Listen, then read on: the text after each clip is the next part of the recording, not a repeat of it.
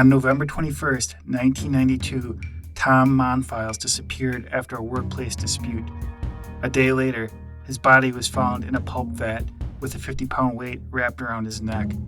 Over 30 years later, exactly who killed Monfils remains a mystery.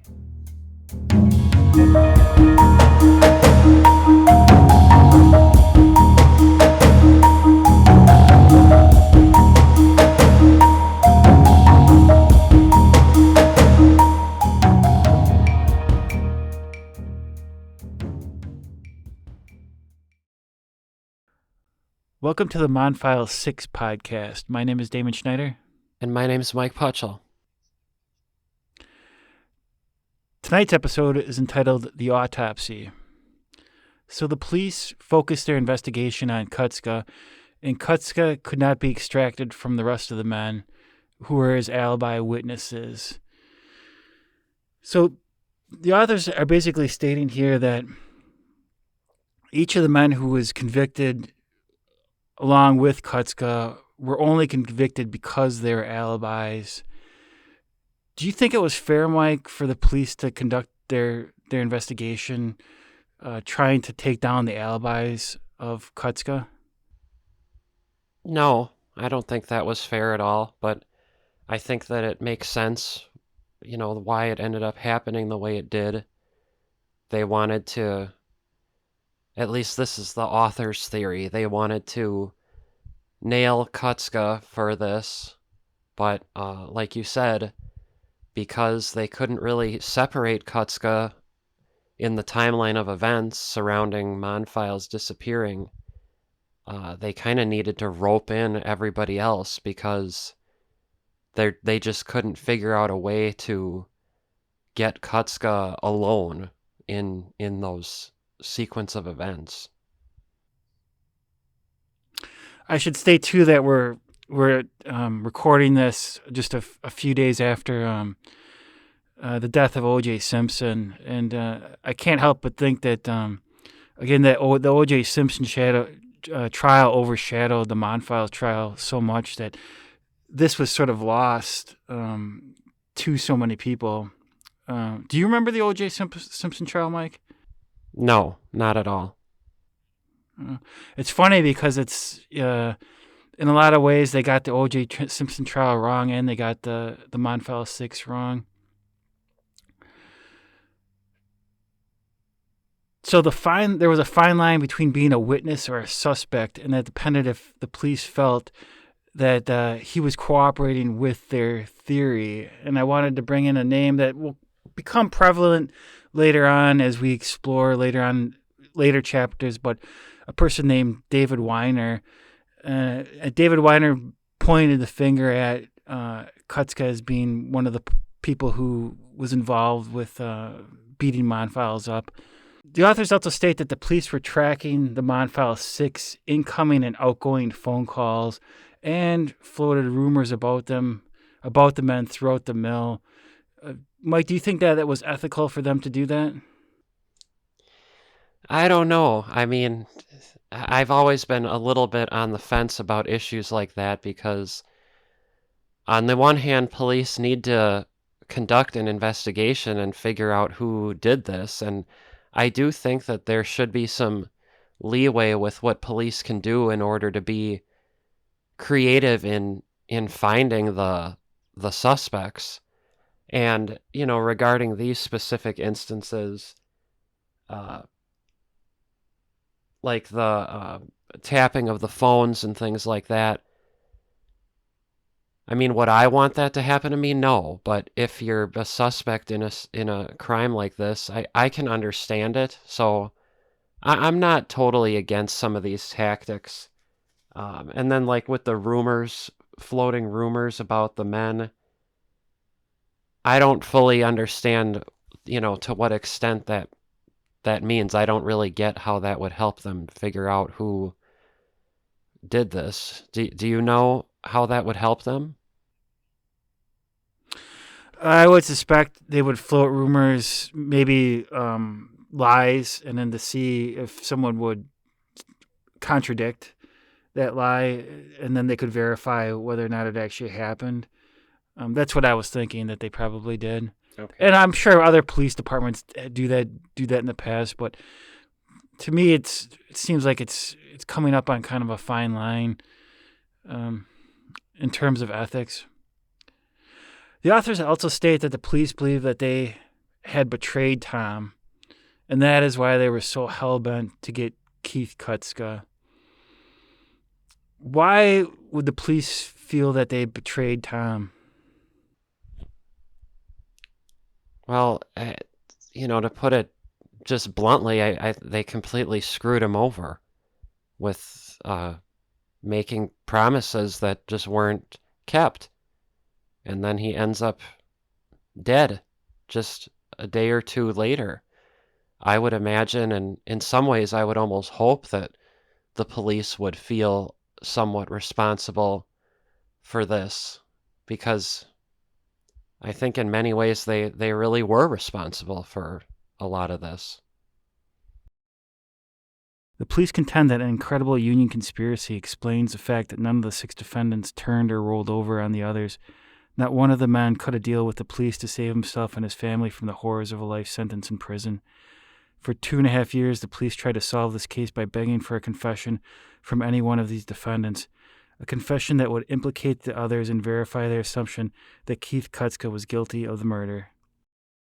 So does that make any sense that these 6 guys who've just met each other, some of them at least, would join this conspiracy and risk their families for people they hardly know? Does that make any sense?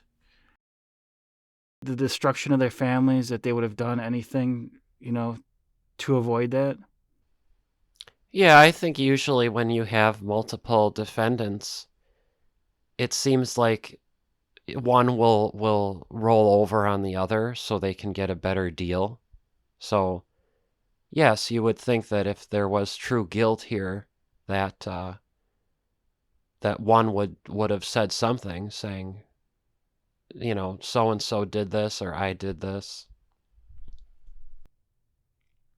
Speaking of buses, too, the police continually offered up the cliched line, the first one on the bus gets the best seat. So basically encouraging to rat on each other, right? I guess that's kind of a goofball phrase to use because, I mean, they don't even want to be on this bus. So, I mean, they didn't do it. So it's kind of a stupid thing to say. And ironically, there is probably no stronger union bond than the police union, which has a name, the Blue Wall of Silence. So basically, the idea that the police will always stick together no matter what to help each other out. And the authors kind of hint that that's the way they were looking at the union workers at James River, is that they had the same, sort of police bond, that they would never rat on each other. What do you think about that, Mike? Yeah, that was when the part in the chapter where the authors were talking about projecting, and they offered up a few instances where projecting was being done, and because the police were part of a union and they have supposedly a strong, code of silence or brothers in arms or whatever you want to say, that they were kind of projecting that onto the mill workers. I think it's something that could have potentially been why they were saying this union conspiracy.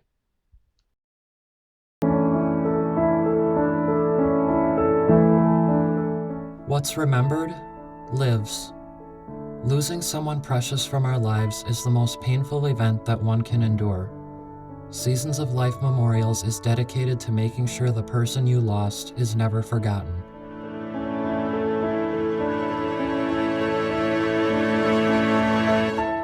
We work with you to help you craft a film about your loved one's life that can be viewed at the gravesite.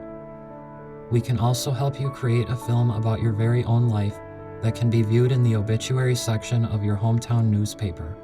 Imagine that, your friends, relatives, and neighbors viewing your own unique story and how your life truly did matter. Visit our website, seasonsoflifememorials.com, and follow us on social media today to start viewing what we can do for you. So this book was published in 2009. It was probably written 2007, 2008. And the author stated, as of the writing of this book, they have been unable to interview any police member about the Monfils investigation. To me, that says everything right there. So you're talking about something that ended in 95, and it's probably been 13 years since it's ended, and still not one police member will talk about the Monfils case. I mean, doesn't that strike you as bizarre? A little bit. I mean, I think there could be some reasons too. I mean, as far as, if some of the officers or police are still on the payroll and still in the department working, they may not be able to legally talk with them. And then there may just be legal reasons where they're not able to talk. I don't know. But then we know that Randy Winkler, no, he didn't talk in this book, but he did talk in the documentary. Yeah, Detective Winkler, who would end up losing his job as well. D.A. Zukowski had an election coming up, and his own prestigious $78,872 district attorney job was on the line if someone was not brought to justice for Monfils. So one of the things that is brought up continually in the court case is that the Monfils Six had high-paying union jobs, and that's why they were so protective of each other. But the authors point out correctly that had no one been brought to justice, Zukowski, the district attorney, probably would have lost his elected job. Do you think that compromises Zukowski's ethics? I think it's definitely something valid to consider as being a motivation for him to want to wrap things up and get a conviction. I don't know if that's why. Yeah, I don't know if that was his sole motivation, but I think it's definitely something worth looking into.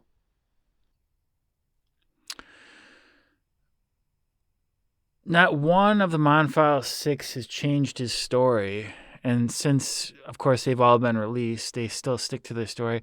But D.A. Zukowski's own legacy would be in tatters if he admitted he got it wrong.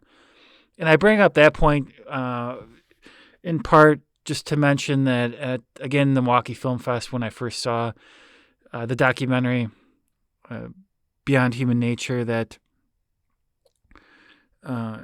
Detective Winkler made the comment that the agitator blade would have pushed Monfils' body away from it. And I think it's pretty clear that Zukowski knew that was false, but he didn't say anything, even though he was standing 6 feet. To me, that moment when he said nothing after Winkler said that the blade would have pushed it away, and he knew better. To me, that just said he's looking out for his own reputation, right? What does that say to you? Well, I'm never going to expect somebody who's still, well, he's not actively in office anymore in anything, is he? I don't think so, no. I think he's retired. Okay. I am never going to expect somebody to admit that they were wrong, especially in a situation like that, unless it would be completely all overturned in a legal court. I just don't. I think there's a lot of ego involved with a lot of these things, where there's ego involved, and then the other side of it is, if you have somebody who was there to prosecute crimes, and you have him starting to doubt his work. I think that kind of opens the door for people to start saying, well, maybe you were wrong on your other cases. And so I'm not really surprised at all when prosecutors stay steadfast on their past convictions, because I think that, again, I think some of these people have large egos and they'll never admit that they were wrong. And two, uh, when you open the door to doubt, I think people might start questioning his record on his overall career. So every one of the Monfils six had told the authors that they would rather die in jail than admit to a crime that they did not commit. Would you do the same? Do what? Say that. Rather die in jail than admit to something that you didn't do? Well, I'd like to say yes, but I mean, if it came down to it, where I have no idea. I mean, if it came down to it where I'm looking at spending the rest of my entire life in prison versus admitting guilt but being able to get out after 20 years or whatever, I don't know. I really do believe in standing up for the truth. I'm firm with that, but I don't know. When you see no other way out, I don't know what I would do. I give these people a ton of credit for holding their ground for this. What do you think you would do? I'd like to say that I would do the same, that I would not admit to it, but if I were in the circumstances, I guess I couldn't say. I might, I might have folded. I might have folded for sure. Yeah, and I'll add, I mean, in the eyes of the law, these men are still guilty, even though their sentences are done. In the eyes of the law, they still did this. So when you look at it from being able to get out early, pleading guilty, admitting to the crimes, even though you didn't do it, but getting out early versus staying in prison the whole time, no matter what, when you get out, you're still going to be viewed as you did this. So either way, that's not a good outcome.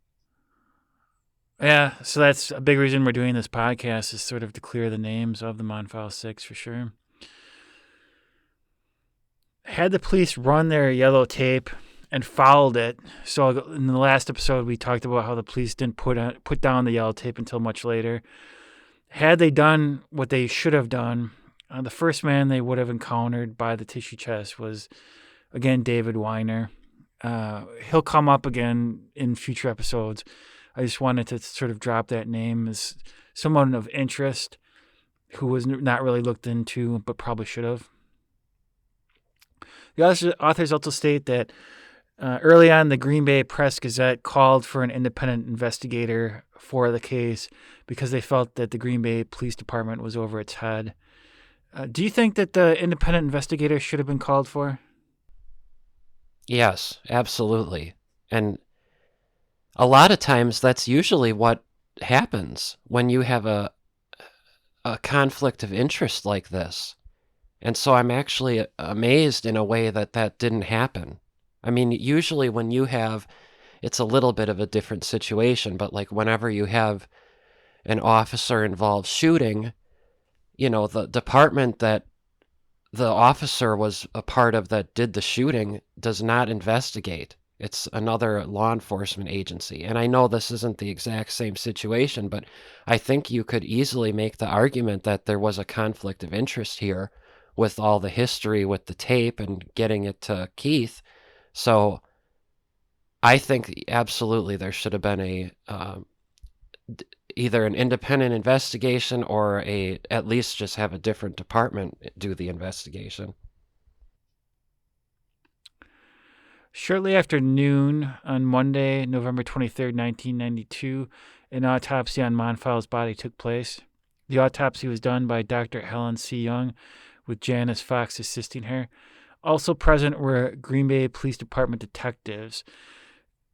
Do you think it's unusual for detectives to be present at when an autopsy takes place? I don't know if it's unusual, but it seems odd to me. I don't see why they would need to be there. It seems to me, yeah, that they would have maybe influence on the decisions that were being made in terms of the autopsy. Now, nearly everyone in Green Bay knew someone who worked at the paper mills, and while a death would have been shocking, a murder was unreal. So that kind of sets the stage for um, what Green Bay was experiencing at that particular time. Do you think that it's still the case today that there are industries like places around Milwaukee where you would know everyone that worked at a certain type of job? I don't think so. Not at least not anymore.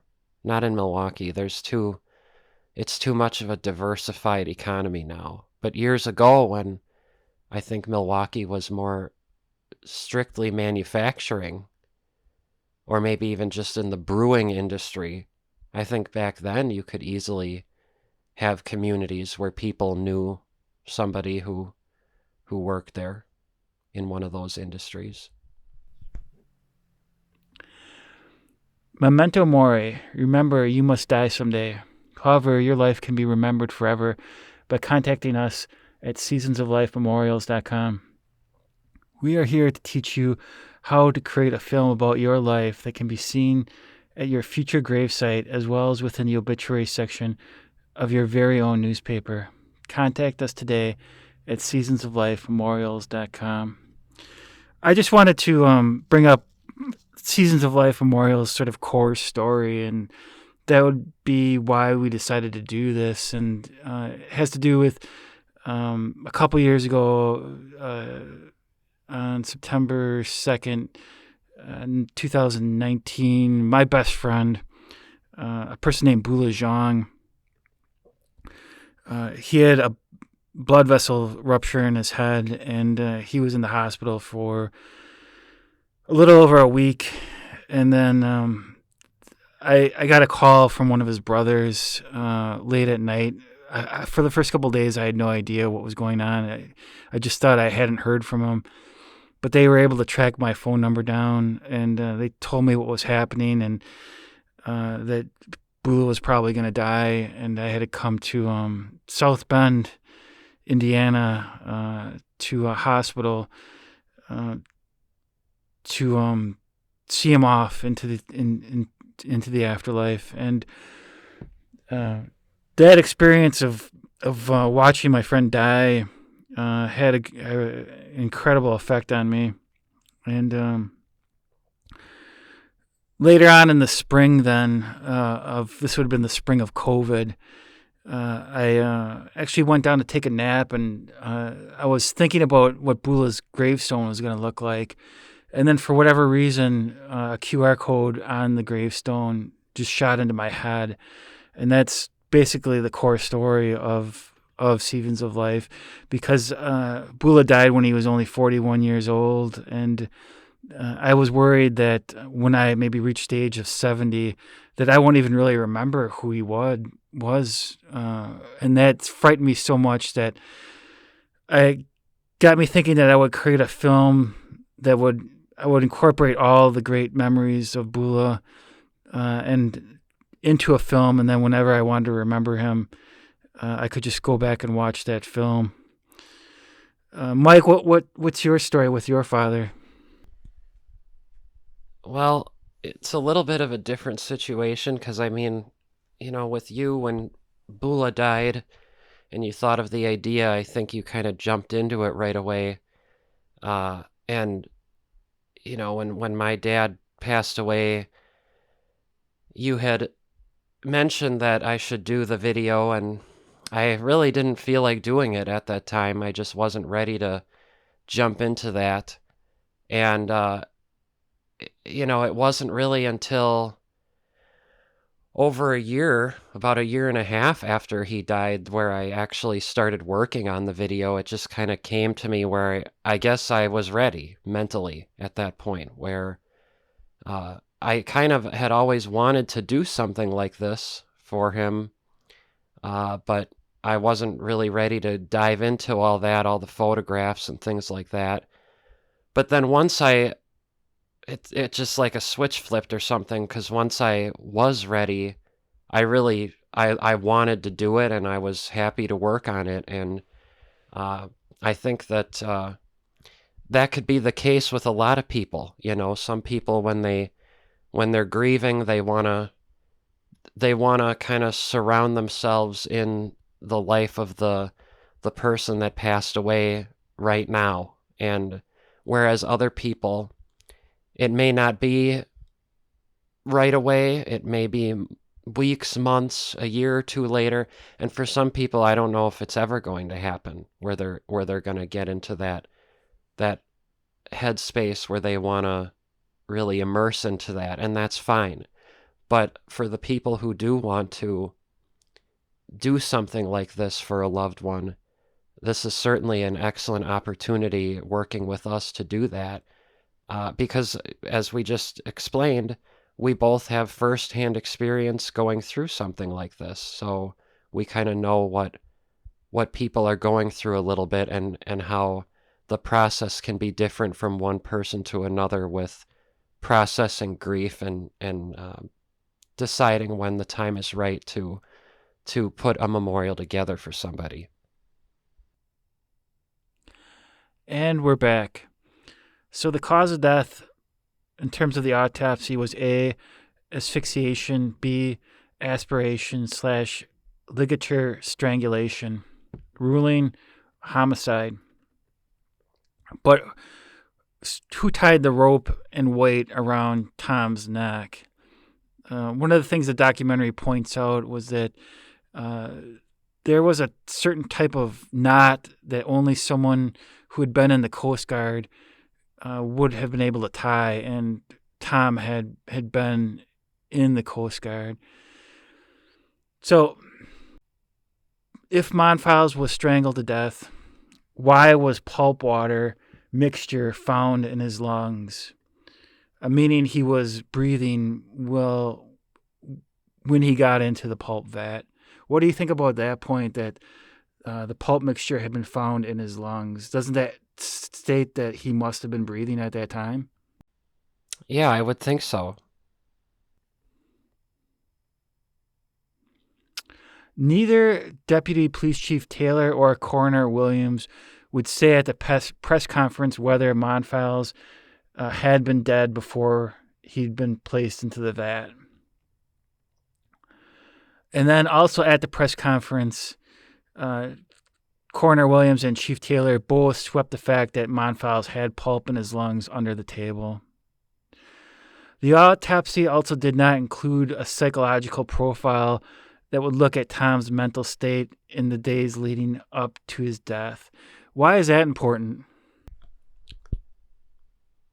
It gives a great idea, potentially, of just kind of what Tom was going through in the days or weeks leading up to his body being found. I think it would have really revealed a lot of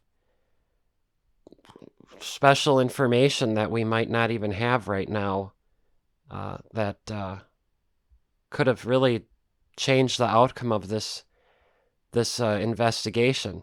Although maybe not, because we also know that Tom seemed like a very private individual. He didn't even share all these problems he was having with Keith. He didn't even share it with his wife. So, but maybe he kept some sort of journal or something, Maybe he had some type of outlet for sharing his thoughts. So as we mentioned before, the agitator blade was never compared to Tom's head wound. And Tom was also wearing steel-toe boots, and he had a knife and his glasses were found in the vat floating around. So if his legs were taken off by the agitator blades, and he has these steel-toed boots that are kicking around in the vat with him, I'm thinking a lot of the wounds might have been caused by those steel-toed boots, don't you? Yeah, that's a possibility for sure.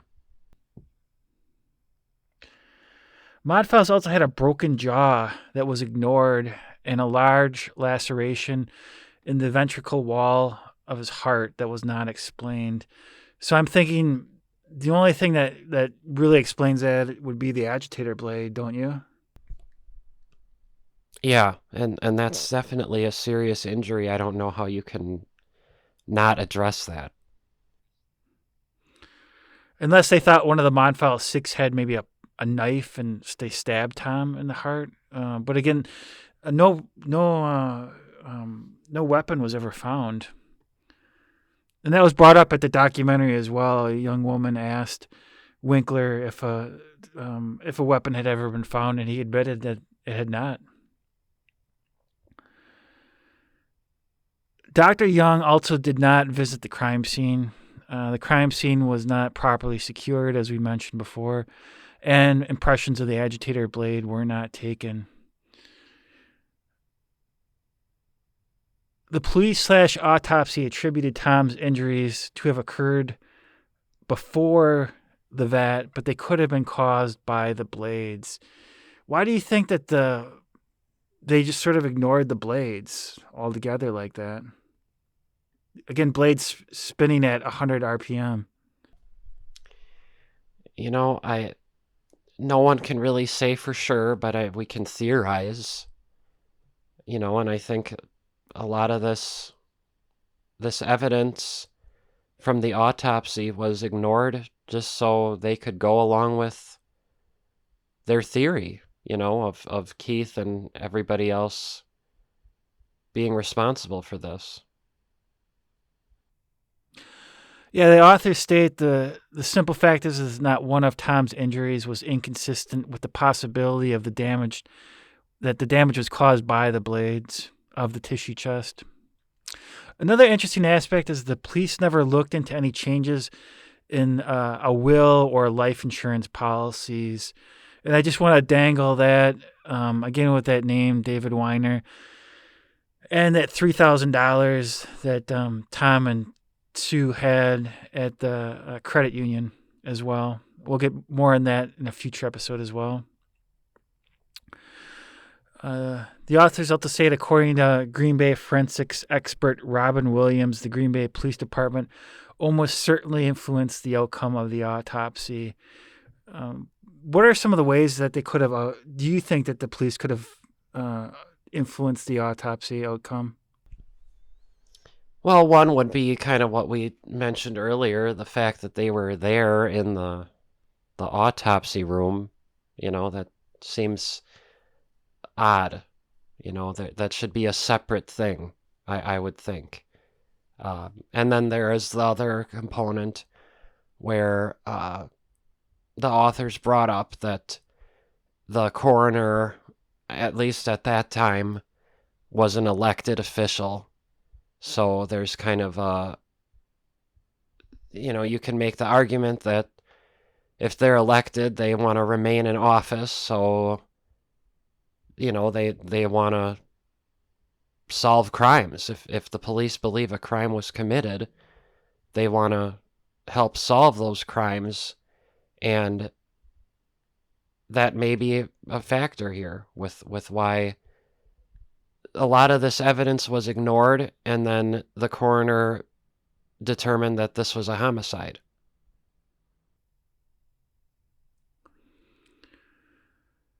The authors also bring up the point that despite Tom's very decomposed body, the autopsy claims clearly identify all the injuries of the body without hesitation. And the police claim that more than one person would have been required to cause all of the injuries to Tom's body. Why might that be wrong? You mean, why is it wrong that they determined that multiple people need to be involved. Yeah, why might they be wrong in that respect? Well, first of all, I mean, there's tons of evidence from the autopsy they didn't look at. I think this is just another example of how they're kind of ignoring a lot of important things to fit their theory of having Keith and the group involved here. Where are you going with this? Oh, just the idea that the injuries could have been all caused by the agitator blade is where I was going with it. Sure, absolutely, yeah, definitely. I think that's, yeah, I mean, you know me, I think the listeners may know already, I don't believe the theory of the police that everybody beat him up. I'm on board with that. I think this was something caused by the blades, and so I don't even believe any of this. I don't think a group did it or a single person did it. New episodes of the Monfils 6 podcast drop every other Friday. Please join us again. Thanks for listening.